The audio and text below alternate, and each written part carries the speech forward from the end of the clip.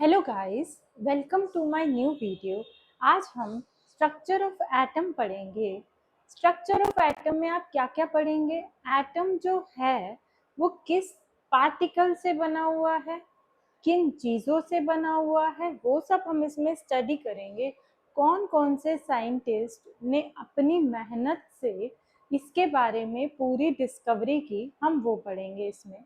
Atom atom की बात करें तो जितनी भी सराउंडिंग्स में चीज़ें हैं, फॉर एग्जांपल आपका चेयर या फिर कर्टेन, फैन, वॉल, वो किसी न किसी चीज़ों से बना हुआ है। अब उन सब चीज़ों में प्रेजेंट है आपका एटम। तो एटम जो है वो हर चीज़ में प्रेजेंट है, यानी कि वो आपका smallest particle of matter. Matter क्या होता है? जितनी भी थिंग्स, मटेरियल्स आप अपने आसपास देखते हैं, दैट इज मैटर, और मैटर से बना है एटम।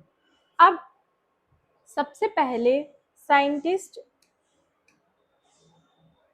डाल्टन जी ने कुछ पोस्टुलेट्स दिए। पोस्टुलेट्स मीन्स उन्होंने कुछ बातें, स्टेटमेंट्स दी जो कि आगे जाकर बहुत ज़्यादा काम आए। जैसे कि atom is very small. Atom जो है वो बहुत छोटा है। जो उसका रेडियस है वो 10 की पावर -15 मीटर है। यानी कि जो एटम है उसका रेडियस 10 की पावर -15 मीटर है। एटम यानी कि इमेजिन किया जाए तो एटम बहुत स्मॉल है। यानी कि अगर एक पेपर ऑफ शीट है, उस शीट में की थिकनेस आप जानते हैं, उसमें भी मिलियंस ऑफ एटम समाये हुए हैं। अगर हम बात करें मैटर की, मैटर जो है वो एटम से बना हुआ। अब डाल्टन जी ने एक और बात बताई कि जो एटम है वो इनडिविजिबल है। एटम जो है वो इनडिविजिबल है।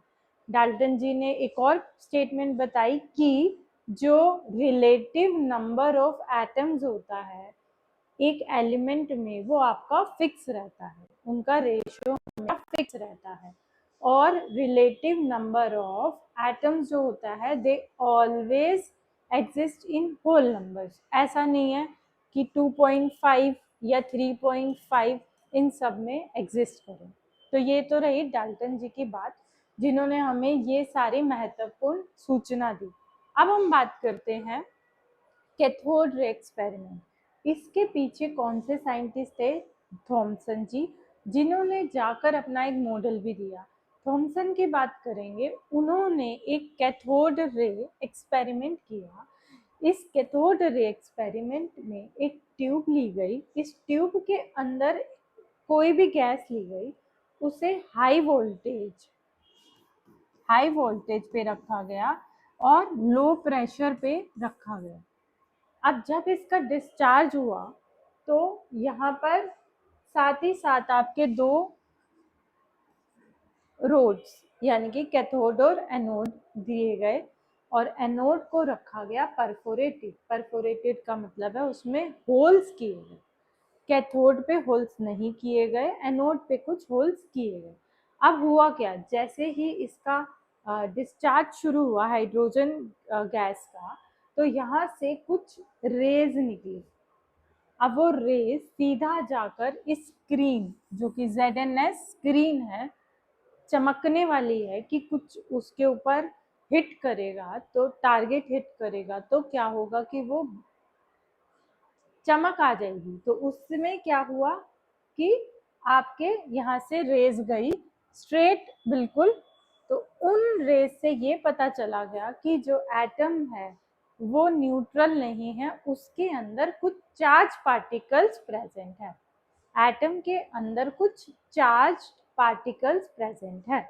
अब कैथोड रे के अंदर, जो कैथोड रेज से रेज गई उसके अंदर चार्ज पार्टिकल्स प्रेजेंट थे। वो स्ट्रेट लाइन पाथ से चल रहे थे, बट वो इनविजिबल थे। आप और मैं उन्हें नहीं देख पाएंगे। अब ये सब हुआ। अब बहुत से सवाल उठे कि ऐसा क्या, चार्ज पार्टिकल्स जब प्रेजेंट है, कैथोड रेज से जो रेज निकली उन चार्ज पार्टिकल्स का जो चार्ज था वो नेगेटिव था। तो नेगेटिव चार्ज था और इसका रिवर्स भी हुआ, एनोड से भी कैथोड की तरफ रेज की गई, यानी कि कैथोड को जब परफोरेटेड रखा गया और हाई वोल्टेज पे रखा गया और स्क्रीन जब आप इधर लगाई गई ZNS, तब भी सेम चीज हुई कि जब टारगेट पे हिट हुआ तो आपके रेज कुछ निकली जिन्हें पॉजिटिवली चार्ज पार्टिकल्स कहा गया। इसका जिक्र भी है बुक में, कैनाल रेज, जो कि पॉजिटिव चार्ज रेडिएशंस हैं।